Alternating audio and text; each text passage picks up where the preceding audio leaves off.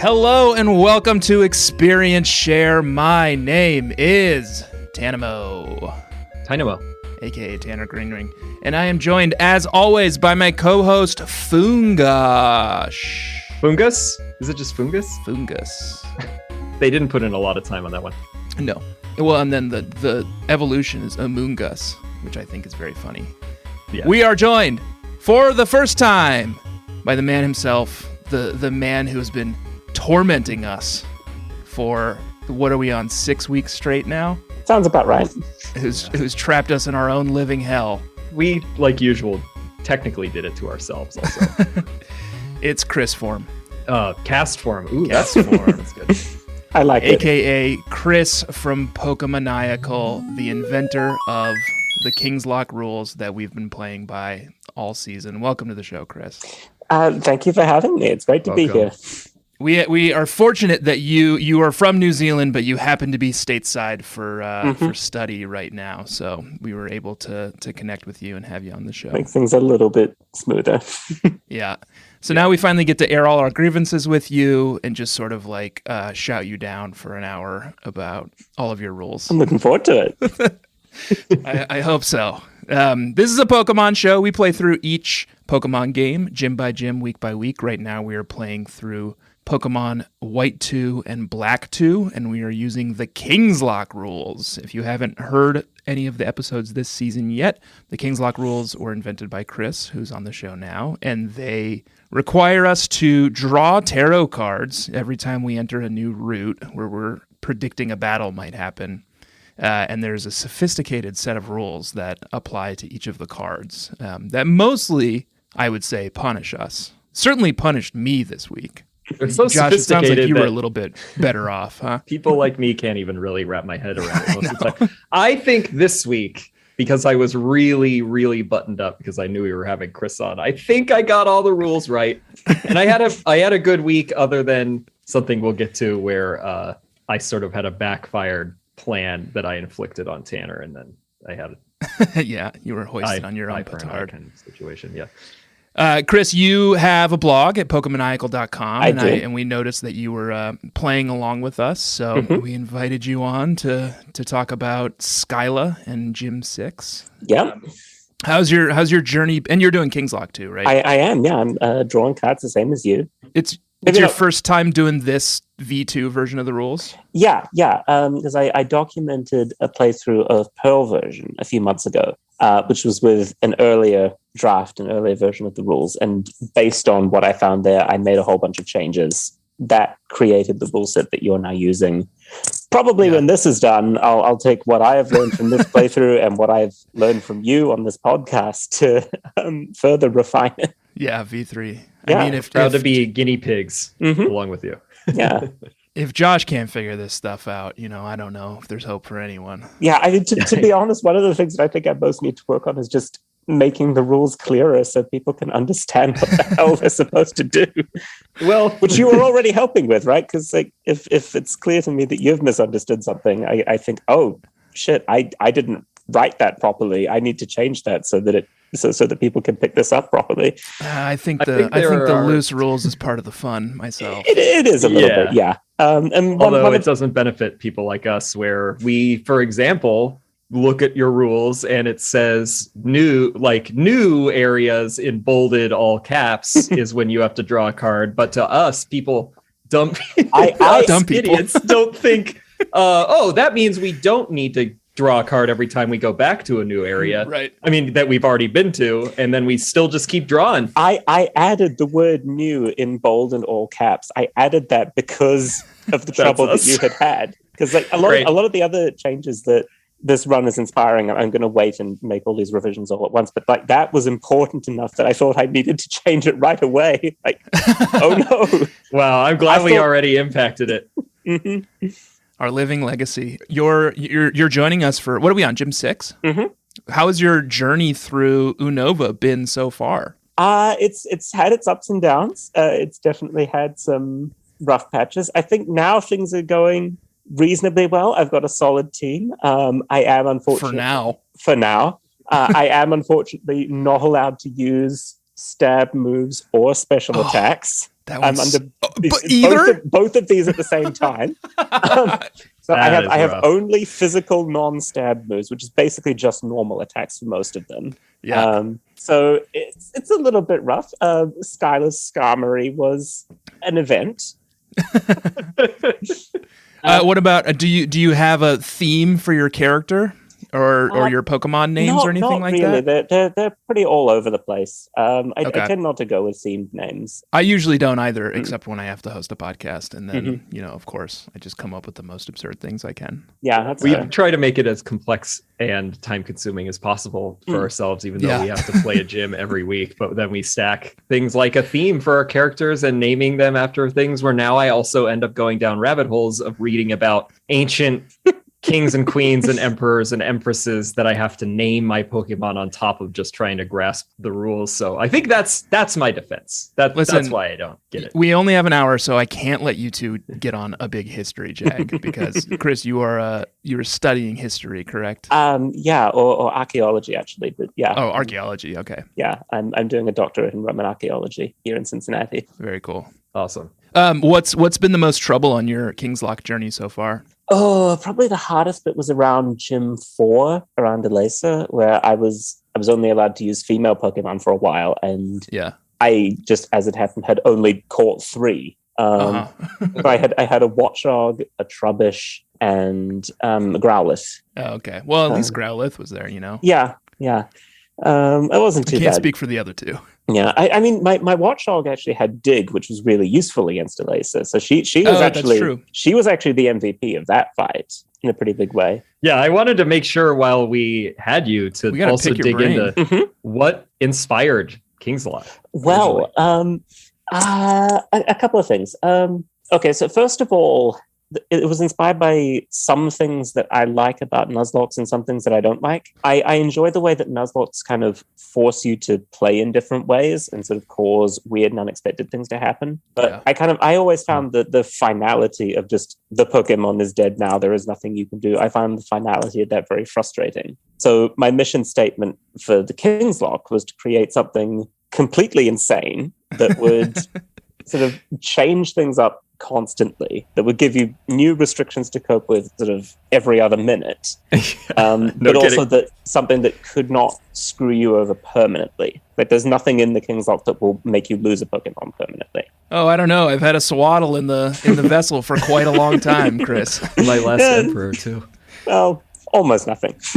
No, I would say, I think I said that on an episode already too, that is definitely one of the things I admire, because I always end up getting attached to my Pokemon. And right now, and why I was upset about, a loss that I suffered later on, is that I've had a few of them for a little bit now, and then I'm starting to get attached. And the thing that I really hate about Nuzlocke is that they actually part from us. Right? It's and so rough. I do like that it's just, they're being petrified or they're being thrown into the vessel, but they can come back. That is one of my favorite aspects of Kingslocke, I'd say. Yeah. And do frequently. And are you were you familiar with tarot already, or how did that come into play? I was familiar with tarot. I fled the United States at the start of the pandemic. I left a bunch of my stuff here, including my tarot deck. I have yet to retrieve it from the friend who's holding my stuff for me. But yeah, I at least used to know all the meanings of all the cards. I don't know if I still remember them now, but it was just like a fun party trick that I had, doing fortune telling. That's fun. But the first version of the rules actually did not use a tarot deck. The first version of the rules actually just used a normal deck of cards. Oh, that makes sense. Because the basic structure of a tarot deck, like there's 4 suits. They're called different things in the 4 suits in a normal deck of playing cards, but there's 4 suits and ace through king. Tarot has an extra face card because tarot has pages and knights instead of jacks. Oh, right. Yeah. But yeah, like the minor arcana is basically just the same. And yeah, the first version of these rules used a normal deck of playing cards because it was based on a drinking game very loosely. I was not familiar with tarot, but I was very familiar with kings. So that part I understood out of the gate. Yeah, in New Zealand, we actually have, or at least when I was younger, we had a different name for it. We called it Circle of Death, because in this version of the game, like the vessel is in the middle of the table and the cards are spread out in a circle around it, and you take cards from the circle. I played here. It's not entirely exactly the same as Kings, although you can play it that way, but I've done that as Mushroom, where you put a bottle or a can that's empty in the middle and then spread all the cards out, and then essentially most of the time they are like King's rules, but every time that you do whatever the thing is on the card, you have to put the cards around the top of the drinking vessel out as a mushroom, and then if you of course knock the whole thing over, you have to like finish a drink. Okay, we're on the same kind of page here. That with you. Josh, what's that game that we play where our friend Dane always licks his hand first? Fingers. Oh, that game is not pandemic friendly. I haven't played it for a couple of years. I'm pretty sure we caused the pandemic with some of our pretty flagrant fingers playing. We learned that from our Wisconsin friends, where it's simple. You just have like an empty glass, and then everybody pours a little beer into it, and then everyone puts their fingers around the rim, and then you say a number based on how many people there are, and so it'll be like there's 6 fingers around it. When it's your turn, you're like 4, and then you hope that 4 people's fingers are left on it, and then you're out. When you say the number, everyone either lifts their fingers or leaves it on the rim. Yeah. And we have one disgusting friend named Dane who always just like slathers his finger in spit before putting it down on the It was awful. There was a schism in our friend group where he started Wet Nation, is what he would call it, and then a couple of other friends started doing that, and then I was part of the dry guys, where we would just blow on our fingers to keep it dry. Our friend John would rub the like oil next to his nose and put it on the lip of the That cup. one we had to shut that one down. He called that Oily Boys, and no one was interested. Anyway, do a version of Kingslocke that's based on fingers next time, please, Chris. I'll take it under consideration. But yeah, a lot of the cards in the Minor Arcana, I don't know, maybe you've noticed this already if you were familiar with a similar set of rules, but a lot of the Minor Arcana cards, the effects are based on things from this game, right? Like 2 is you, 3 is me. That's from, in at least the version of the rules that my friends had. 2 is you point at someone, they have to drink. 3 is me, you draw that, and you have to take a drink. I experienced Ace for Waterfall for the first time in this playthrough this week, and I found it about as devastating as drawing Waterfall in Kings is. Excellent. That was the intended effect. Wonderful.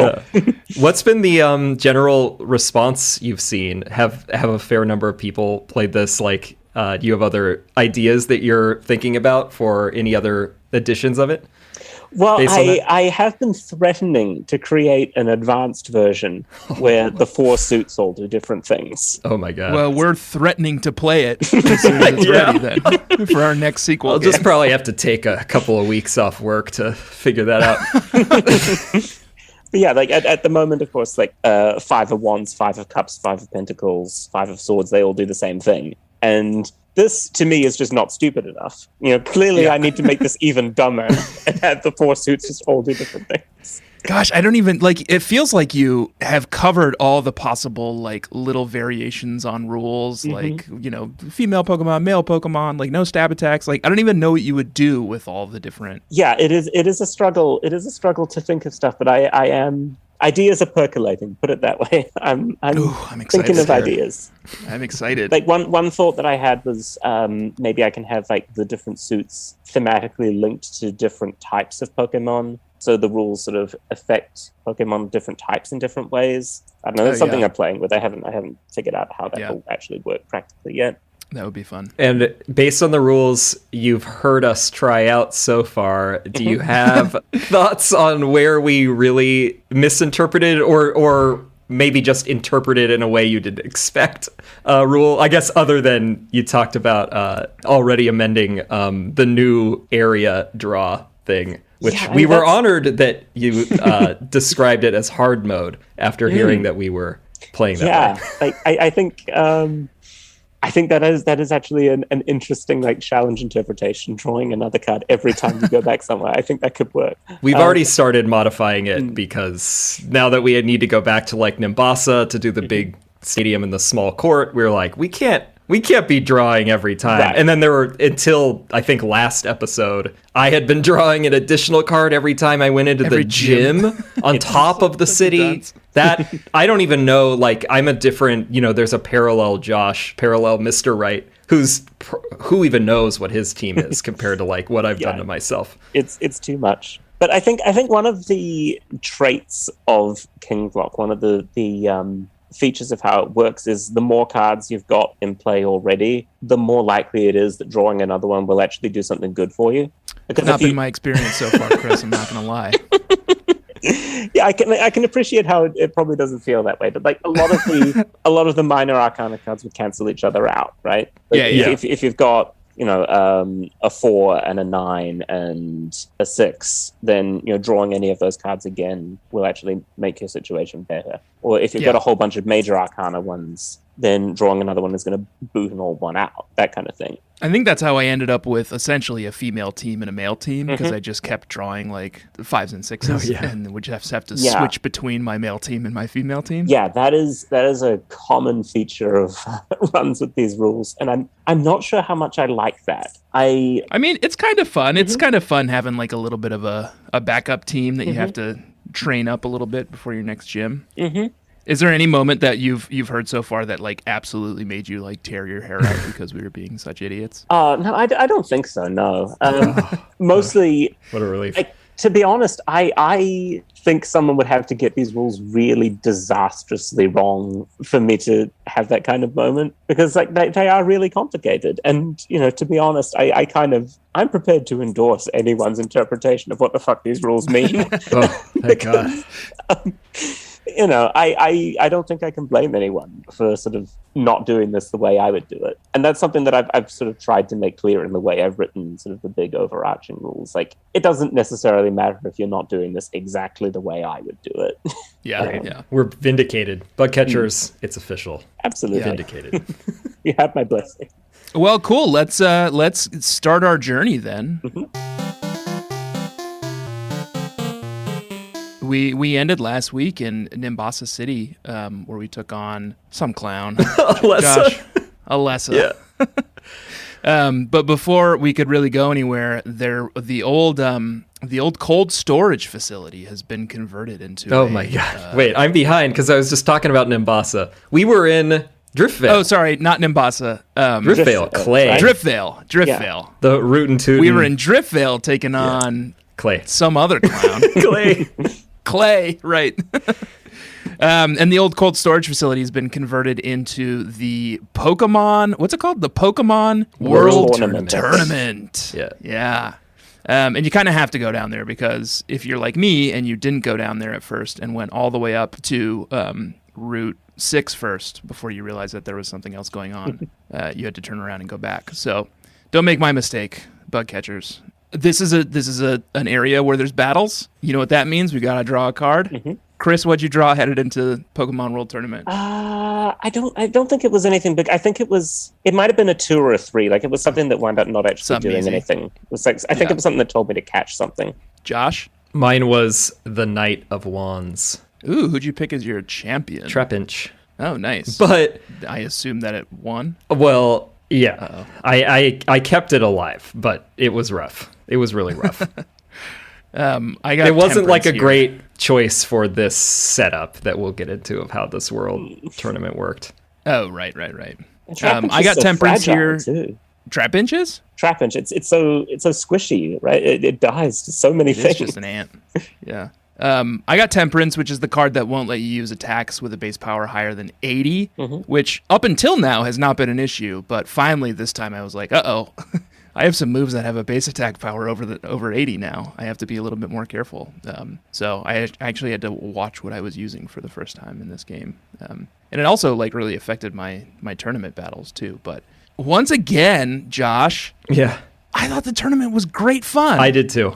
They're doing such a good job with the dang mini games in this game. I've never enjoyed any of the like battle towers or beauty contests or anything along those lines, but man, I don't think I've met a mini game in this game that I haven't liked yet. Yeah, I agree. The one thing I would say is like, that was part of my gambit with Trapinch. Could have like not worked really easily, but I was like, well, I want to protect this thing because it was level 34, and I wanted to be able to get it to evolve. I mean, yeah. I didn't know if this thing was going to be BP or actual experience. But the one thing I would say is that because it was like I think 9 levels higher than everyone, so I was able to pull off a win even with that. Right. But because they're all level 25. I'm checking now. But I do really like the setup where it's like, bracket? Yeah, you have 3 Pokemon that you choose, and they get healed after every battle. We went up against our rival, and then Charon and Colress. Yeah. Colress was also... Trapinch worked out really well there because it's all like steel. And other than the Elgim. But yeah, this is one of the things that I think we talked about this a little bit, but the World Tournament and any of like Battle Frontier that we've talked about before, like we never really get to take advantage of them in this podcast format, and right, because the BP, I looked at the awards, and I think the first TM that I cared about was like 10 BP or something, and you only get one 10 full tournament. Here's my one grievance: 1 BP for the winning the tournament. So you would have to do 9 of more of them. It should be 3 BPs for first place, 2 for second, and 1 for third. Yeah, I agree. Yeah, they clearly meant this is like an end game thing. You come back at the end, you grind for BP, and cool stuff. Which is not something we ever do because we're always right on to the next game. Yeah. Chris, I forgot to ask, have you played Black and White 2 before? Yes, when they first came out ages ago. Did you do the World Tournament back then? A little bit, yeah. I liked it. I thought it was cool to get all of the because when you go back later there for other tournaments, they bring in the gym leaders from all the other regions, which is really cool. Really? Yeah. Oh, that's super cool. Like I think at first it's just gym leaders from Unova, but later on, if you come back there at the end of the game, like you can fight gym leaders from Kanto and Johto, or even champions, I think. Like Steven comes and pays a visit, Cynthia comes, that kind of thing. Lance? Lance. I'd love to see Lance. I would love to see Lance's sprite in this gen. So yeah, you get this kind of all-stars thing, which I think a lot of people really enjoyed, just seeing all of their favorite characters back from the previous games. I'll be so curious to see if they carry on this tournament style thing in later games, because I think it's just like, it's so like clean and nice, like seeing the little tournament bracket and seeing your guy move up it's just like so gratifying. So I'm looking forward to it. I'm sure they won't, because Pokemon is notorious for never carrying through popular features to the next game. So no, we'll see. Other notable landmark down here is the Plasma Frigate. Mm-hmm. Yeah. The big ship. Really? The bad team. Now there's 2 team plasmas, of course. Of course there's 2 team plasmas, and of course we're going to have to constantly distinguish between the 2. But I know. The bad team plasmas pulled up to the dock. Well, the thing is, I like the message that old team plasma's going for, where they just want people in Pokemon to choose whether or not they want to be buds or not. Like, I support that message, but this Plasma Frigate, that's a pretty strong selling point for new Team Plasma.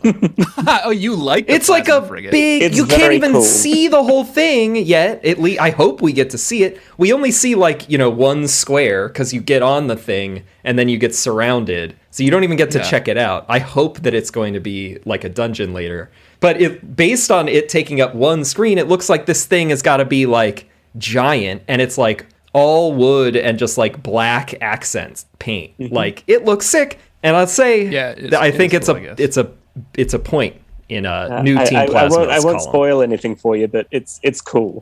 Oh, it does some really cool stuff later. Excellent. The thing that happens here, I just like they really want us to understand rotation battles and triple battles, because they just keep throwing them at us, and that's what we've got here. You get attacked by a couple of grunts, and then you have to support Bad Josh and who's the other one? I think Charon's here too. Oh, Charon, yeah. This was again my selection of Trapinch really worked out, because it's like they've all got poison shit. Oh, it's just poison. Yeah, types, so right? I was bulldozing and rock sliding. It was great. And I'll also say, I think this was an improvement over Black and White, once again, where in terms of the triple battles and the rotation battles, That was not, they introduced it, and I just feel like I did maybe 1 or 2 in the whole run through of White, and we've done like a ton this time. And I think triple. I think rotation is my preference, but I think so because the triple with the far left or right not being able to like. I don't get it. It sucks because like you're like your Magneton just comes out on the far left, and of course like some Team Plasma goon like has an Unfazon in the far right, and it's like what? Yeah, it's like too let me switch frustrating. them. Yeah, the Pokemon in the center gets ganged up on. Like if they just decide they don't like the Pokemon in the middle, it gets beaten up by all 3 of the others. Oh, I know. It sucks. Yeah, that's the problem. One of the problems. But other than that, it's a pretty uneventful little jag here. There's just a bit of story. Zinzalin is I think it's Rude is on the side of old Team Plasma and N. And then Zinzalin, he emerges from like the bowels of the ship. So he's new Team Plasma, and presumably Ghetsis is probably still somewhere in the shadows. And they still Sharon just want to remembers him. Yeah. Does, oh yeah. Because this is where he was stationed in the first game too, back when it was the cold storage facility. Right. He got locked into that ice chest, but apparently made it out just fine. The Shadow Triad appears again also to whisk us away. So they're on the bad still banging. Team. Yeah. They're on the new Team Plasma. You're right. Well, they're supplicants. They always were. Yeah, they got a cool look though, I wouldn't mind them being good guys. Yeah, that's true. They run fast. And then, you do gang up with Bad Josh and Sharon to take him down, and then they just kick you off and leave. Yeah. Pretty uneventful. So then you march north, you heal up, and you head west towards Route 6. Oh, so did you not do Relic Passage? Oh, no, I didn't do Relic Passage. Did you do it back? Oh, you didn't do it back in the sewers either, did you? You haven't touched this thing at all. No. Yeah, all right. Well, maybe I go into the Relic Passage. There's something really awesome in the Relic Passage that you want to get. Is there? Yeah. I mean, I got the a lot walkthrough of just stuff. says it's a lot of trainers. If you have strength and you go back into the Relic Passage, there is something really cool, and I will remind you that static encounter Pokemon like the Sudowoodo from Gold and Silver, those are always fair game in a Kingslocke. You can find something really cool down there. I forgot. Okay. Oh God, I forgot about that. I killed it. There, then. What did you kill? Oh, really? Oh, well, now Tanner's gonna go and get it. Damn it! Is it the Volcarona? There Yeah, we go. Yeah, I killed it. I have enough fire Pokemon. I'm so used to playing with our crazy restrictions where you always have to kill the static ones. I just didn't even think to double check that. Well, I did get like 2K experience out of it, but I am gonna go down. It comes back. But I should go down there anyway because I assume that you went down there, Josh, and you pulled some cards. I pulled a 9. I gotta catch up with you. 9 of Pentacles. Oh, is 9 the waterfall? It's the Snake Eyes one. Is the 9. Oh, Snake Eyes. So anytime a Pokemon faints, you're playing Nuzlocke. It's petrified. Yeah. But I was fine in here. I mean, I was loaded with potions and stuff. The trainers aren't particularly tough, but it's worth doing it sooner rather than later, Tanner, because they're going to be completely under-leveled soon. So whether or not you decide to capture a really cool Pokemon that lives there. The other thing is we'd have to pull a card, right, to catch the Volcarona in the certainly first place. will have to pull a card in there. But I might not pull something that lets me catch it. Well, so but Chris, aren't you saying like, would you need a card that allows you to capture a Pokemon in the area, or is the static Pokemon always catchable? Yeah, this is actually in the big overarching rules at the beginning of the rules page. Static encounter Pokemon are always catchable. Oh wow! There is a specific clause for that. Glad to know that. All right. Now, because that's the only one so far. Now. Okay, I missed it, but I do love Volcarona, but I've run it multiple times, so it's okay. It's okay. Do you so you went down there. I didn't, so there's also like several held items, and it's worth it. It's for a number of reasons. Okay, I'll head back down there before next week. Yeah, you can get shards as well, the red, green, blue, yellow shards, which is useful in this game because you use them to pay for move tutors. Right. Okay, all right, fine, you guys are twisting my arm, I'll get down there. But you did Route 6. Anything else down there? Oh yeah, Josh, or should we head up to Route 6? That's all I had. Route 6. I drew a 3 of cups, and I used it to catch a deerling. Sweetie. That went right into the box, and I never plan on using it. Okay. I mean, unless I'm forced to by some obscure rule deep in the the catalog somewhere. You don't think it could be sort of interesting to run that very handsome Sawsbuck at some point? I think I could, but isn't it just straight normal? I think it's normal grass. Oh, normal grass. Yeah, I could play normal grass. It would have to replace Maractus, I think. Well, the thing with Route 6 is I also got a card where I could draw, catch a Pokemon. Okay. Do you remember what card it was? 3 of Swords. But you can get a Deerling in the Pokemon Research Lab. Mm-hmm. They've got a special one and I did remember that I could get like gifted Pokemon. That's correct, I think. Mm-hmm. Okay. But I just had to catch the first Pokemon I saw, because isn't 3 me? Yes. Yeah. Which means... That's the first one, yeah. Oh, right. So you just saw that first. Mine was a Carablast is what I got first. Okay. Are you going to keep a Carablast? I actually wanted to bring this up while we have Chris, because I think Escavalier is fun. Escavalier. Would be fun to run at some point, but yeah, absolutely. Is it cheating? Is it mayor cheat if I get a Carablast and then I get a Shelmet in my other game and I trade them? What's the deal with like self-trading? Can I do that? I think that's allowed. I think you can do that. Okay. Like I'm actually playing this on an emulator, which I have messed with so that Pokemon that need to be traded to evolve will just evolve on their own. So it should be. So I am happy to allow this. Yeah. Okay. It's endorsed. All right. So I don't know if and when I'll do that, but I've been curious about the Escavalier for a long time. I think I talked about it last season too. So I was pleased with that, especially because I knew about that Deerling coming up. So I got both. I got a Carablast and I have a Deerling. Yeah, I caught a Deerling. Oh, you caught a Deerling? Yeah, I don't remember what the card was, but I caught a Deerling there, and then also received the extra Deerling from the Research Institute. So I have 2 Deerling now. Don't worry, Double I have Deerling. 2 Deerling too because of a later rule. Good. A later card that I pulled. And neither of them can evolve because I have the Hanged Man in play, which is My God, I had that for like 3 gyms. That's probably, I mean, now it's sort of less relevant, but in the beginning, that is a devastating card to get. Yeah, I have gone back and forth on like, do I like this rule? What should I do with it? Because for a while I kind of thought, oh, well, you can just evolve your Pokemon later when the rule is gone. Or if you draw this at the end, your Pokemon have all evolved anyway. It doesn't matter. But if you draw it like in the middle of the game, it can really mess with you. And I think I quite like that, actually. Yeah. I think it's good. I hated it. I actually had on my run of Pearl version, I had the Hanged Man right until the end, and I had a Haunter that I could not evolve. I never got it to become a Gengar because I never got rid of the Hanged Man. That's and sad. I took that Haunter through the Elite Four. Although at least of a like mid-tier evolution, Haunter looks cool. You know? Yeah, Haunter is least. solid. Yeah. I mean, it's no Gengar. No, it's not. The other kind of big story beat in Route 6 is as we're going across some random bridge in the area. Well, first of all, Charon gives us Surf, which we need to get to Mistralton Cave in a moment. But as we're crossing a bridge in the area, some weird Pokemon jumps out at us. Cobalion.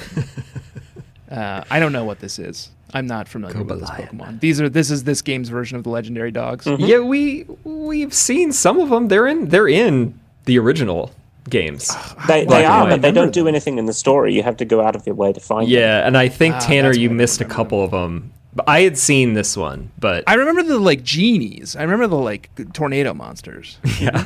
But I don't remember these guys. Although I will say, in my tarot deck, my Pokemon-themed tarot deck, this Keldeo, this like My Little Pony thing, is on like half the cards for some reason. Like whoever designed this deck really likes Keldeo. Keldeo. Because it's kind of handsome. Yeah. Although I'm looking at the official art right now on Bulbapedia, and it definitely has a butthole in the official art. Wait, what? Oh. I'm looking this up. I know, we're beelining Keldeo for on Bulbapedia. Bulbapedia. It's a crack. I don't know if it's a... Yeah, I'd call it a crack. It has a butt crack. Yeah. Come on, Tanner. All right, seems like a pretty... Don't you know a butthole from butt crack? Seems like we're splitting hairs here, but splitting cracks here. Something's getting Yeah, split. I didn't know what this was, but it coos at you and runs off, and then Rude comes out of nowhere, and he's like, "Oh, you just talked to the legendary Pokemon Calabion." And it's like, okay, I don't I don't know what that means. I assume at some point they're all going to be like bopping around the map like the legendary dogs did in Gen 2. But they I'll were worry about that when I get to it. stationary in Black and White, but it seems that they are roaming around so far. Because there was, I forget which one is in Mistralton, in Black and White. Is it Cobaline? Yeah, Cobalion lives near Mistralton Cave. That's where it lives usually, but I don't know what's up with them this time. But you can go into Mistralton still now that we have Surf, which I did. I thought it might be in there. And we can catch legendaries. Can't use them immediately, but we can catch them. Yeah, there's special rules about them, but you are always allowed to catch them. Did we all go in there? I did not, actually. I forgot about this cave. I didn't go in. Mistralton. I went in there.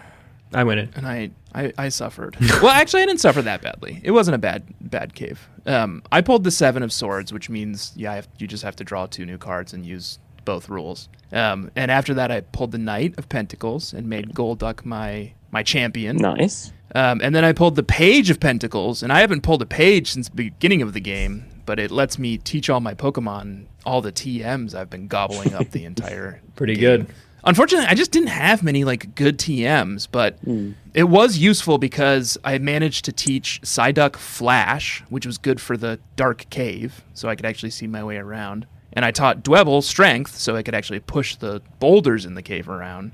But then everyone else just got random stuff. You can also teach HMs whenever you need to, Tanner. Yes. You could have done. Oh no, I just never had it. I never had the occasion to teach it to anyone. I never had to push any boulders until I got to this gym. Right. Oh, because cave. Relic Passage, you skipped that. Yeah. What about you, Josh? This is where I pulled Ace of Cups. Oh, the you had waterfall. an ace this whole time? Well, for a lot of it, yeah. Well, at least the ace undoes the 9, right? It did undo the 9, and I would prefer Ace to 9, I'll say. Because they don't get boxed in Ace, but I can't switch Pokemon in battle unless one faints or is forced out of play. And then when it does faint, I have to use them in party order as well. So you would have to choose pretty smartly, like, what do I think all these trainers or like the Pokemon in the wild are going to be? And then hope I totally that the interpret type that matchup would work well. I pulled an ace at the last second this week, and I assumed that I was locked into the party order that I had when I pulled the ace. Oh, no, you can change it, yeah. Between battles? Yeah. Oh my god, that would be so brutal, Tanner. Actually, the old version of this rule, you could only change the order at a Pokemon Center. And I just thought that was needlessly punishing and painful. I kind of like it, but yeah, that's really rough. I mean, all I had to use it in was the gym, and I had an electric type as my lead Pokemon, so I was in luck this week, but I was like, oh, next week's going to be so tough if like fucking Emolga is stuck in the first position on my team for the rest of this game. Spoiler. So I'm so glad I can switch things around. So nothing really happens in this cave. You go up to the top, and you come back down to the bottom. Yeah, there's like an old man who I think is the same dude who was in the first games where he's like their guardian. Like he's trying to search for all of these legendaries and he never gets to see them and he's upset. Well, he should have been outside a minute ago. I know. I didn't want to tell him that. There's one other thing in this cave, Joshua. Okay. It's my You Make Me Barf Pokemon of the week. Oh, wow. And it's my namesake this week, Tynamo. Okay. I mean, it looks like a sperm. Oh, yeah. I'll give you that. I don't know how I haven't thought of that before. I guess my brain isn't quite as broken as yours. Because I kind of think it's sweet, too. But, you know, sperm also. Like a little sperm. Yes, apparently. I think it looks like a little sperm. I don't think it's necessarily, like, disgusting, you know, but you can't deny that it looks a little bit like a sperm. So it's hard to ignore. It's on the list. It's hard to ignore. Welcome. It's makes me barf. It's an You Make Me Barf. Now I'll never. Everyone who's listening to this will never not be able to think of that now if you didn't think of it before. So thanks. Yeah. Thanks, Tanner. Yeah, I certainly won't. That's in my mind forever now. So thank you. Hey, you're welcome. Josh, tell me where you headed next. Well, I went back out. After this break. I knew that one was coming. All right. Welcome back, bug catchers. Welcome back, Josh and Chris. We've just left Mistralton Cave, and we are headed to the next cave on our journey, Chargestone Cave. Yep. Last time we were here, there was a big, nasty spider blocking the entrance, but it is gone now. Galvantula. And we're welcome to just walk through. We have to pull a card first, though. But other than that, it's... Oh, yeah. What'd you pull? Just a 2. 2 of ones. 2 is you. You get to pick. Mm-hmm. What did you pick? Joltik. Oh, cool. I pulled a 3 of swords. 3 is me. The game got to pick, and it picked a Joltik. Yeah. I chose Joltik because I mentioned that in Black and White as well. I think it would be fun to run this thing, and I don't know what's going to happen to me. You don't have an electric type on your team yet, do you? Or you haven't? No, I've got a formerly known as Magneton. Oh, you did have Magneton. That's right. That's right. So, which I haven't really run either, at least not since 2000 or something. So that's exciting. Well, I used that at some point in one of our games. They all blur together at this point, but whatever. That's neither here nor there. It's exciting that I think that we're able to evolve it into the Magna Zone. That's why I wanted to keep it here in particular. But Joltik, I would like to run, and I figured I want to bank some electrics if something goes horribly wrong. So I think that's smart. And it's a little sweetie. There's not much else in here. It's just a standard, pretty straightforward route. There's a couple of weird little cutscenes, and Bianca's in here for some reason, doing research. But she's looking for a Tynamo, actually. Oh yeah, she's looking for a Tynamo. I bet if you find one and show it to her, something happens. But I couldn't find any. I got attacked a bunch. I don't think anything does happen because I vaguely remember trying this the first time I played this game, and I don't think it does anything. But what is Tynamo evolves into those big ugly eels that you were running last season? Yeah, that I like. Electros. So good luck, Bianca, finding that Tynamo, but I don't care. Everything else is the same. The only other puzzle is pushing those crystals around, which felt a lot trickier last game, but this game was pretty straightforward. I think they want you to pretty much just breeze through this. It's essentially just a route to get from Route 6 to Route 7, which is just outside of not Route 7, Mistralton City. Yeah, it definitely was not as brutal as last time when I think I spent 3 hours in here. Yeah. Oh, sorry, Chris. Chargestone Cave. Anything notable? I drew a 9 of swords here, so I had Snake Eyes. That 9 train. Fortunately, I did lose a Pokemon to it, but fortunately, it didn't stick around very long. It was gone by the time I got to Mistralton Gym. So that's lucky. It could have been worse. Those 9s are so rough. Mm-hmm. This leg was my first experience with them, and I didn't love it. But at least we don't have to kill them. That if it's the same sort of fear as a Nuzlocke, but you're a little reassured that it's just going into the box. Yeah. This is one of the other things that I need to think about whether I like the balance on it, actually. Do I like how easy it is currently to get them back? Do I like how often you get chances to free a petrified Pokemon? How many cards give you the chance to do that? I was worried about. I had a 9 a couple gyms ago, and I was pretty worried about it. But then it went away pretty quickly.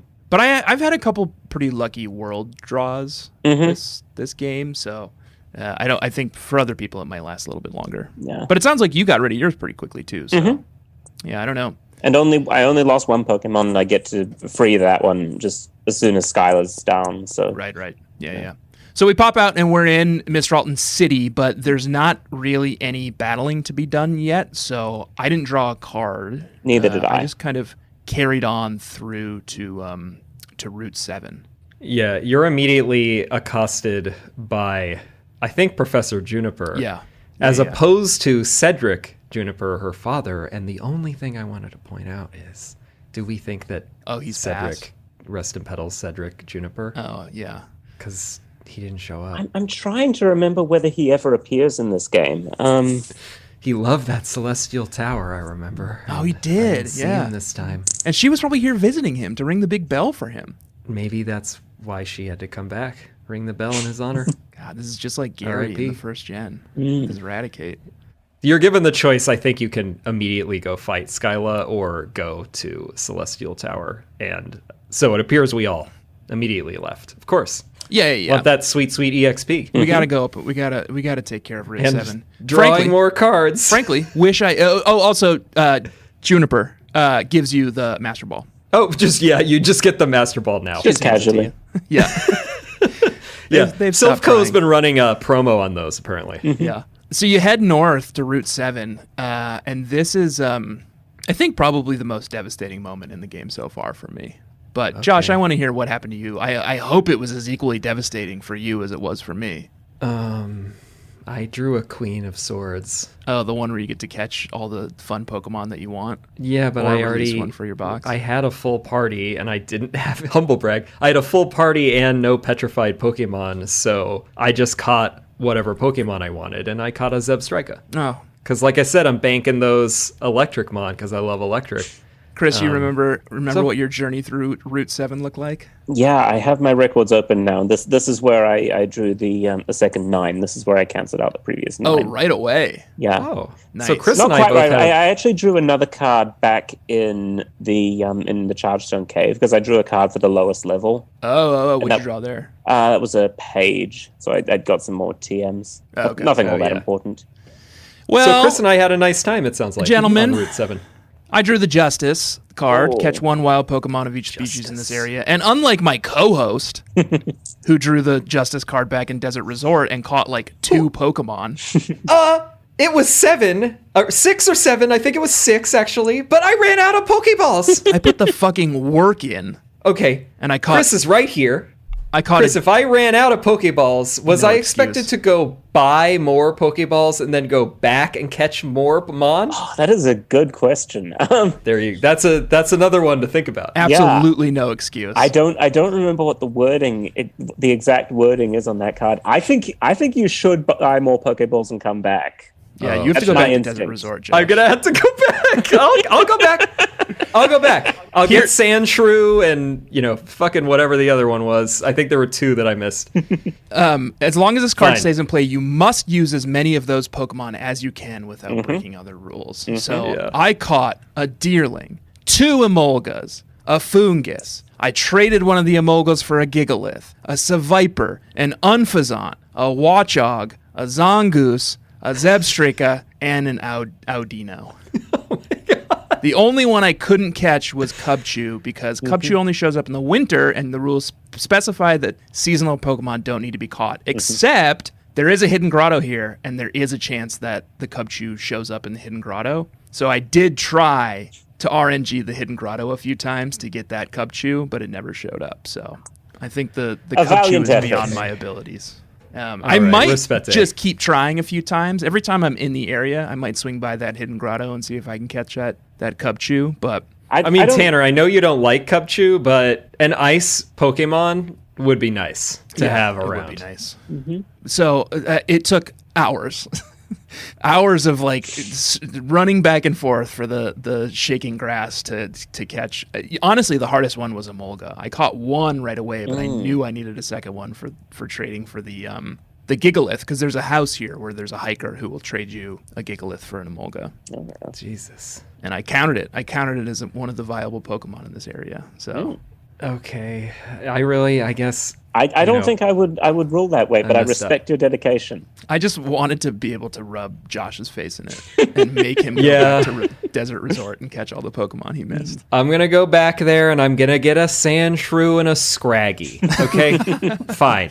But this also means I had to build up a whole new team right before the goddamn gym. Luckily, there was plenty of electrics in this area. I did catch the Emolga. I did catch the Zebstrika. So they were very useful, but I did have to also trade them up. Also, luckily, though, everyone in this area is like 33, 34. So it's a good training area. A ton of training to get them up to gym shape. Well, I have one other thing. Yeah. That I liked about this route. Yeah. I think we've covered the other 2 parts of the line in last season. Okay. So now it's time to talk about how Stoutland is Joshy's sweetie.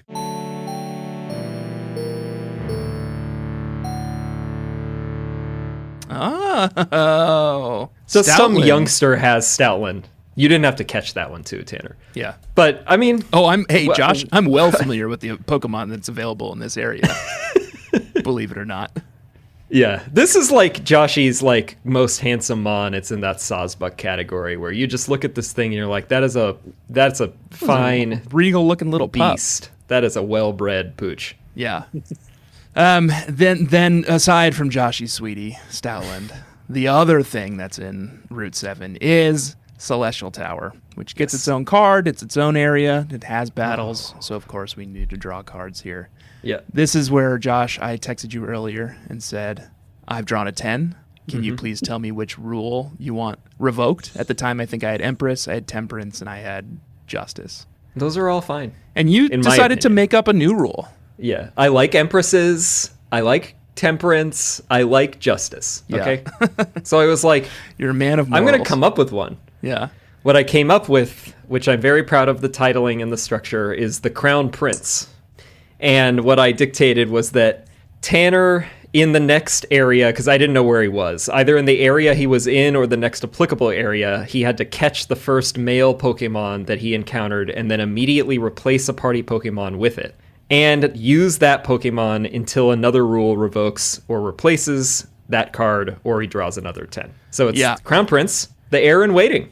Thought that was fun. Guess what? There's only 3 Pokemon available in Celestial Tower, and one of them by far has the highest catch rate. In fact, on the second level where I caught it, it's the only Pokemon, and it has 100% catch rate.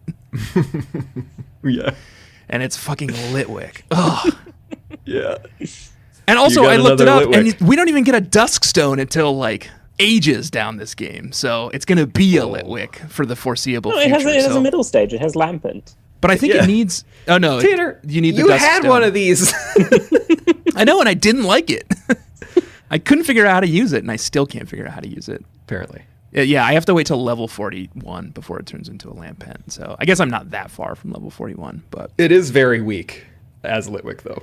What about you, Chris? You remember your journey through Celestial Tower? Yeah, I drew the King of Swords here, which is the second king I've drawn on this run. So this is my second Pokemon being sent to the vessel. Who'd you banish? My Growlithe. My Growlithe has been sent to the vessel. Now, are you a Growlithe appreciator? Did you send it to kind of stack your vessel Pokemon a little bit, or were you just hoping to get rid of it? Well, and this is complicated because my decisions were not entirely influenced by strategy. My decisions were influenced by the extremely complicated lore that is developing around my run, where several of my Pokemon are in romantic relationships with each other. It's too complicated to explain. You'll just have to read the blog. Listen, we know plenty about Pokemon romance on this show.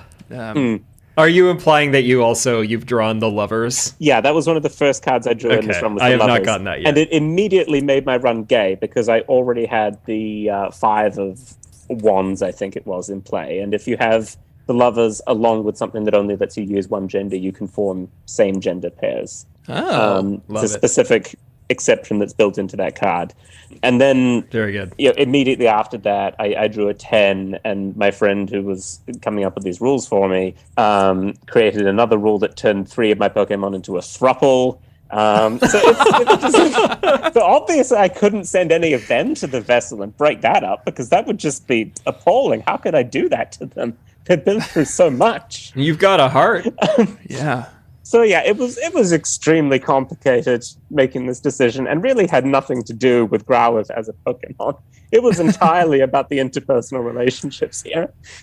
Josh, I appreciate the commitment to the in-game lore that you've created, though, Thank you. on top of it. Josh, what happened to you in Celestial Tower? Well, I drew my first 7 of Cups, which we all know now means you have to draw 2 more cards. Yep.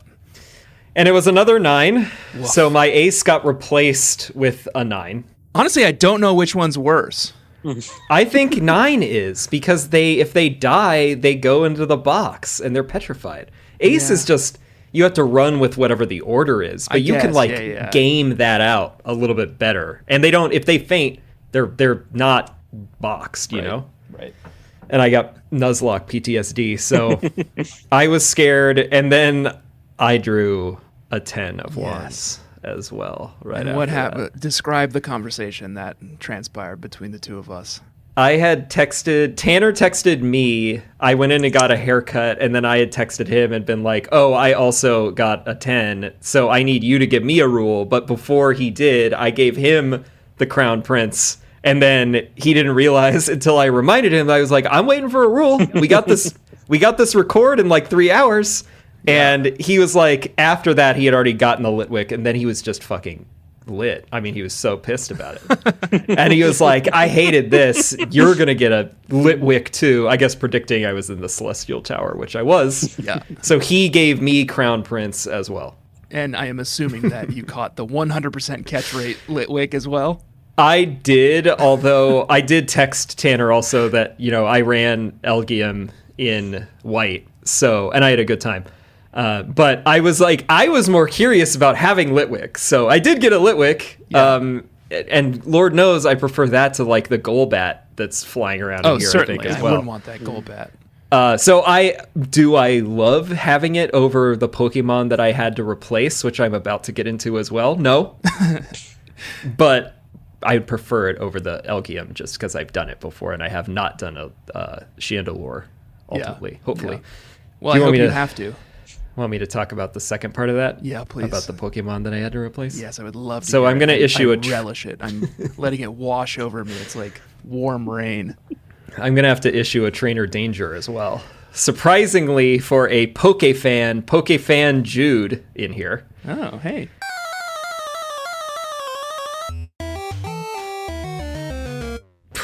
This guy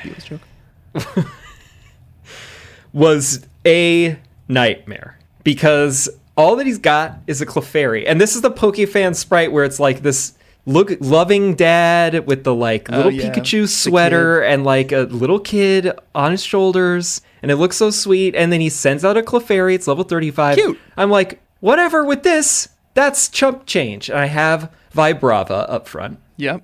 And it drops 3 minimizes. And I had only gotten in 1 bulldoze, I think. And then it starts missing after like the second minimize. No. Then it drops like 2 cosmic powers. So then it's like all defensed up. And then it's just sitting there throwing like superpowers at me. And then like I'm still just trying to get a bulldoze in. And my my Braviary at this point doesn't have Aerial Ace. So I don't have any move that is a no chance of miss. So I was like, whatever, I might as well, like, I don't think Clefairy's going to get anything that could kill me. And then it uses Metronome, and it gets a Rock Slide. Oof. And it kills Vibrava. Let me guess who you replaced Vibrava with. Litwick. Yes. Because I had to replace one of my Mon. Do you think Vibrava was the Pokemon that I intended to replace with Litwick? Because it wasn't. It wasn't. So my Vibrava, Griffin. This is your fault. You're the Welsh one who King came up is with now this rule.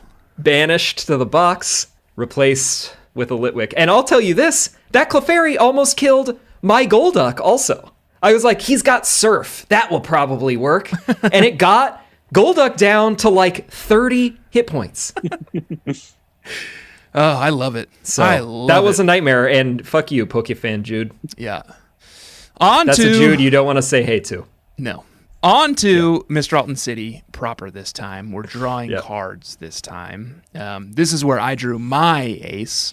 Luckily, all I had to deal with was the gym, as I said before. And luckily, when I drew the ace, even though I misunderstood the rule, the first Pokemon in my party was Emolga, and the second Pokemon in my party was Zebstrika. So even though I did misinterpret the rules, I was in totally fine shape for the gym. Breeze through it. Yeah. What about you, Josh? I drew a Page of Wands. Nice. Oh, so I got to do some TM work. And I do like that you can go back to places where you can purchase TMs, but I did that and there wasn't really anything that was going to help me out. Because I think it's just Nimbasa that sells them. And then I think maybe Mistralton does now, TMs but I didn't I wasn't interested, and they were like 50K. Yeah, they weren't good enough for that. So I don't know. It's like a mess of like Rest, Rock Tomb I had to do, cut to get me out of Superior, but I was like, whatever. Superior has a terrible move pool anyway. It's awful. I was like, I don't care. Like, maybe I'll be able to cut down some shrubs and get something at least on the way. So that thing's in the box more often than it's not anyway. So it was finally out for this whole leg. I mean, that's why it's evolved. I think I raised that thing like Lord knows how many levels, 9 or something. Yeah. So. So that was fine. And then, I have Magnezone at this point because of Chargestone Cave. You level a Magneton up next to one of the Charge Stones. Oh, cool. And I didn't know that. So I just had Magnezone up front. Oh, you didn't? I didn't do that? it, and my magneton's in the fucking box because of the justice, so I can't do anything about it anyway. What do you care? I had a magnezone, so that was what I used for all of Skyla, and that was it. Chris, Mistralton City, Mistralton Gym. This is where I drew Strength, which is a card that says you cannot use special attacks, which is honestly not that bad for me at the moment, because one, it kicked out my oldest major arcana card, which was the Hierophant, who, as you know, is awful. My God. Bad. That's my most hated easily. Mm-hmm. And two, most of my Pokemon were using physical attacks anyway, so it's fine. It was kind of bad news for my Fluffy. That was sort of all right. Otherwise, Did you also draw a 4 at some point? You were saying at the beginning. I have a 4 in play as well. So like most of my Pokemon at this point have been relying on Return anyway, which is a physical attack. Okay. So that's fine. Oh yeah. So you're saddled with just physical and no stabs. Yeah. The one place that I had to sort of figure out, okay, how does the rule actually apply to this, was my Yamask, who has Nightshade. And Nightshade, it's specifically in the rules that, because it does fixed damage based on your level, that it gets around the 4. Because it can't receive stab because its damage isn't based on your stats. I ruled that it would get around Strength in the same way. It sort of seemed reasonable to me. Yeah, that's. But yeah, I probably need to actually write something in the rules to sort of make it clear that that's how it works. But how'd you do in the gym? Most of it was pretty good. The not having the stab moves and not having the special attacks was a little bit rough, because I was kind of thinking, oh, my Fluffy has just learned Power Gem. I can use that to blast through these flying types. That didn't happen. But we no managed. special in a flying gym is a little brutal. Yeah, and then of course Skyla has a Skarmory, who is practically immune to all physical attacks. And that Yamask was sort of the only thing with like Will-O-Wisp and Curse that could deal serious damage to it. But we managed to get through there. It worked out. Good. Well, I'll also say there were like big time Wind Temple in Wind Waker vibes. Oh from yeah, that this is another. You're just getting gym. blown around by like giant the gyms fans. in this game are just so fun. Mm-hmm. Yeah, I think I can call it at this point that these are the best designed gyms I've seen so far in our plays. Yeah, there's some cool stuff. I think X and Y have some really good ones as well when you get to that. So that's something to look forward to. It. Yeah. Oh yeah, I have done X and Y, but for the canon of the series, the podcast so far, I'll say this is the best one. But I can't recall enough, having not played Black and White 2 before in comparison. So we'll certainly see. better than Black and White gyms too. Yeah, I can't wait to see those Elite Four spaces. Yeah. Those were so good in the last game. Well, gents, we've taken on Skyla, and now it's time to take on one another. But before we do that, we need to kick it over to a level check. Level check. How exciting. Chris, why don't you kick us off? Just tell us your Pokemon's name, and their level. Why don't I? Okay. So I'd like to start with a Pokemon that is both my sweetie and my you make me barf simultaneously at the same time.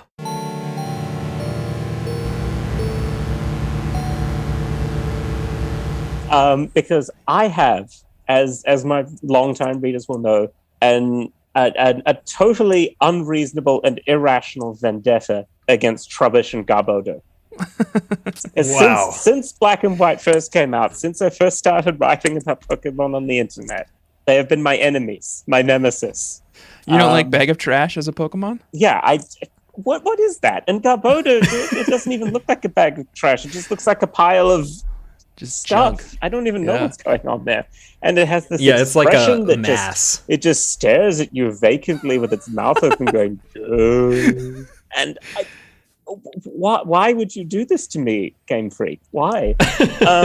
So it's also not a very good Pokemon. Also, it has a terrible move pool. Its stats are not very good. It's just not great. But I would say they only should have done it if they were going to make it fucking great. Also, it's like, deal with how horrible this looks, but it's good. I think that would have been reasonable. Yeah, and here's the thing: I had a Trubbish that the cards had given me in this game. And I had this Trubbish with me for Gym 4 when I was restricted to only using female Pokemon, because I only owned 3 female Pokemon at the time, and that was one of them. And then I drew a knight going into Driftvale City. And I kind of looked at my Pokemon and thought, well, which one makes the most sense to take the challenge? And I decided it was the Trubbish. And this Trubbish became my champion. Wow. And then, because it's my champion. What a redemption story. Yeah, and because this Trubbish is my champion, it's the only one that's allowed to evolve, even though I have the Hanged Man in place. And now I have a Garbodor. And, this Garbodor has really been carrying me for a while, because it's the only one that's fucking allowed to do anything. That's like Joseph Campbell. Do you name your Pokemon, or is it just? Yeah. So my Garbodor's name is Fart Stink, because I thought that was appropriate. Straightforward. Perfect. So yeah, that is my first Pokemon that is simultaneously my sweetie and my You Make Me Barf. What level is it at? Level 36. All of them at this moment are level 36. Oh. So we have Fartstick the Garbodor. I will also say I loved figuring out that way of those rules interacting, because I had Hanged Man early on, and I was like, oh, this knight I think can get my Pidove and Snivy to evolve. Yeah, you can do and that was cool how I got through it. Yeah, I like that. I will get into that in my level check too. One of my knights broke the justice rule, I think. Anyway, moving on. Let's see. Because I was going to be doing this run in tandem with you guys, I thought, okay, you've picked Snivy and Tepig. I should pick Oshawott. So I have with me my starter, Washua the Duot, also level 36. I have named after Josh. No, it's actually an Undertale reference. Oh, okay. And I also just kind of thought it sounded a little bit like Oshawott. Yeah, it's fun. Let's see. So we've got Washua, Fartstink, Mulberry the Levani, Alvin the Watchhog, as in Alvin and the Chipmunks, Sergeant Darby the Fluffy, who was formerly Lance Corporal Darby but was promoted upon evolving, and Nefertiti the Yamask. Great. Oh, that's fun. I got a Nefertiti as well. Oh yeah, because you're doing the royalty ones, aren't you? Yeah. Joshua. Yes. You know what? I always make you go first. I'll go. Let me describe my new team. You go, Slaanesh. Let me describe Slaanesh's new team of Chaos Lords erupted from the Immaterium. First, there's the most satanic demon of them all, Blackheart. Emolga, level 42. Good. And then there's Arcos, the Zebstrika, level 40. There's Baldaroon, the Zangoose, level 39. There's... Who you previously have really not liked those Zangooses, so... Oh, I still don't like it. It's just a normal type. What am I supposed to do with that? It looks cool. No, it was really helpful in Celestial Tower. Amish I, the Foongus, level 38. Corpulax, Golduck, level 40. Now, Chris, here's a question. Corpulax was my knight. Right. So is it immune to justice? That is a good Can I question. keep my knight on my team despite the justice? That is a very good Knights are question. very noble. I'm they fight for gonna, justice. on the spur of the moment, rule yes, because I haven't thought about that interaction before, but that's a good question. Okay. Well, then I have another one for you, because my last one is Marduk, the Litwick, level 34, the one that Josh saddled on me. Does that, because the crowned prince came after the justice, was that one allowed on my team? What I have ruled in the past is that if you have more than 6 Pokemon that you are being told you have to use, you can pick which ones you use. Okay, perfect. So I think we're in okay shape then. But that sounds right. Obviously, Marduk is not something I'm going to be using a lot. So, Joshua, what do you got? Mr. Wright's court consists this week of Ananazinga Magnazone, level 39. So cool. It's very, very fun. I think it's an outrage that it doesn't have Levitate as its ability.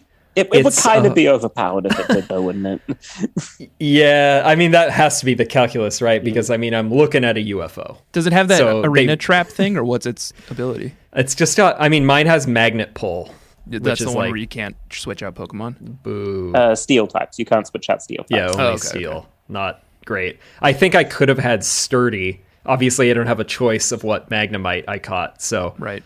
Sturdy would have been preferable, but, whatever. Yeah, I mean, in competitive Gen 5, Magnazone's Magnet Ball was really important, actually, because steel types were the only thing that resisted dragon attacks in Gen 5. And the fact that Magnezone can trap a steel Pokemon in play and allow you to kill it to get it out of the way for your dragon type sweepers was a really big deal. Oh, yeah. Okay. That makes sense. Just fun little history fact for you. I don't think, unfortunately, that will not help me out tonight. No, not at all. I do like knowing that, yes, for posterity. Then we got Sigismund the Braviary, level 37. Holy Roman Emperor. Wilhelmina, Superior, has made it through a whole leg for once, level 38. Then we have George III, Golduck, level 38. Cleopatra is a Scolipede now, level 38. Cool. That's who would have gotten the cut if I could have. And then Hadrian, because I did name the Litwick in honor of our guest, Roman Emperor Hadrian Litwick. And he was supposedly gay, and I thought that was sort of fun. Litwick, flaming homosexual. Excellent. Hadrian. I love it. Yeah. Good. Level 37, yeah. Great. Well, Josh, I think it's our honor and our duty to mash our Pokemon together and see who the victor of Experience Share a Pokemon podcast is. And of course, that victor will go on to face off against Chris. And Chris, you may end up as the owner of Experience Share, the intellectual property by the end of this. So, bug catchers. Josh and I are going to go do a battle. We will be back in just a moment to let you know who the winner of that battle was and kind of fill you on some of the details. Be right back. I feel like I have a chance this time. Goodbye. I think you do too.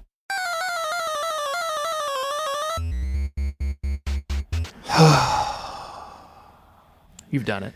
Think it's my first win of the season, bug catchers.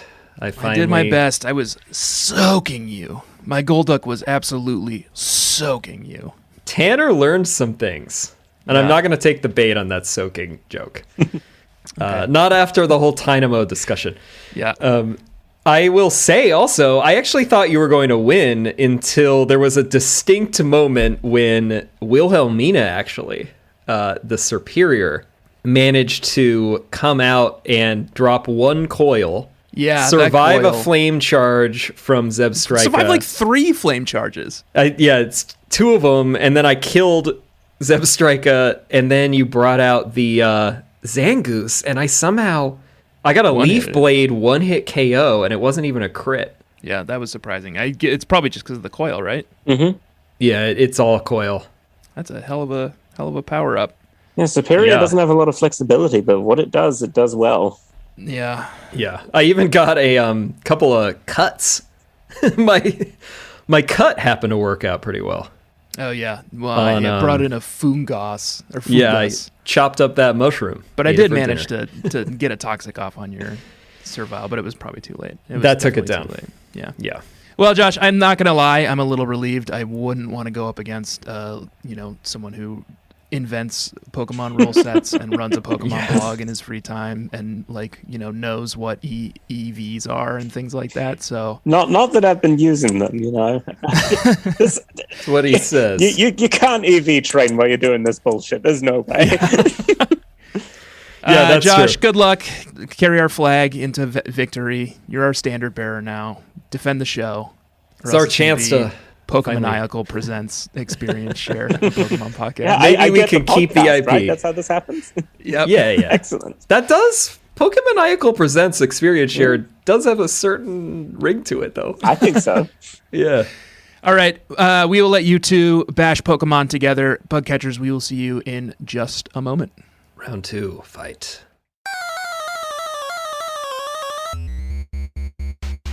Hoochie Mama, that was a close one, gentlemen. That was came fantastic. down to 11%. Mm-hmm. And it was Litwick that saved you in the end. Yeah.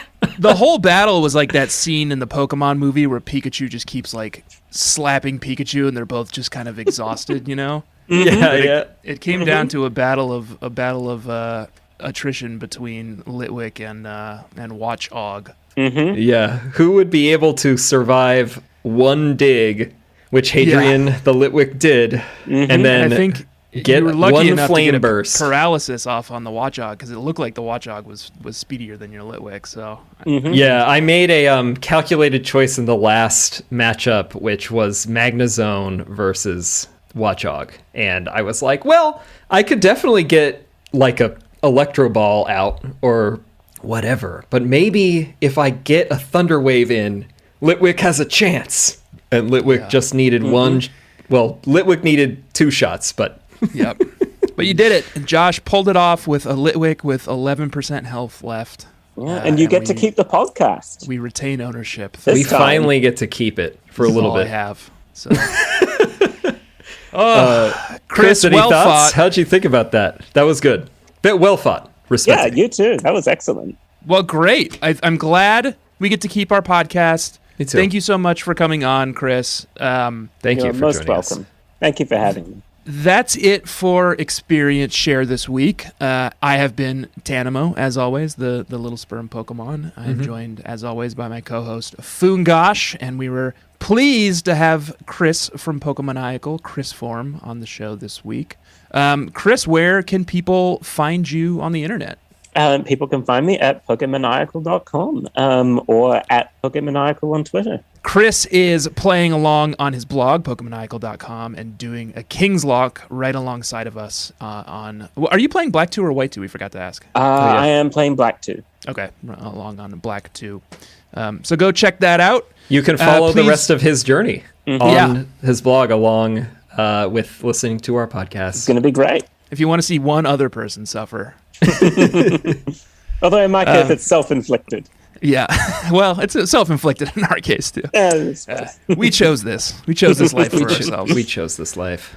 Please do rate and review the show on Apple Podcasts, and do rate it on and review it on Spotify as well. And follow it everywhere that you follow podcasts. And do please follow us on social media at EXPSharePod on Twitter and Instagram. And you can check out the community at reddit.com/r/bugcatchers, where other folks are also playing along, mostly normally, but there's a couple of Kingslockers as well. So excellent. You can play level checks there and compete with the rest of the community to potentially face off against us and maybe take our IP, which we're retaining for now. Yeah, for now. And you can also support the show and our IP while we maintain it by buying some of our merch at expsharemerch.com.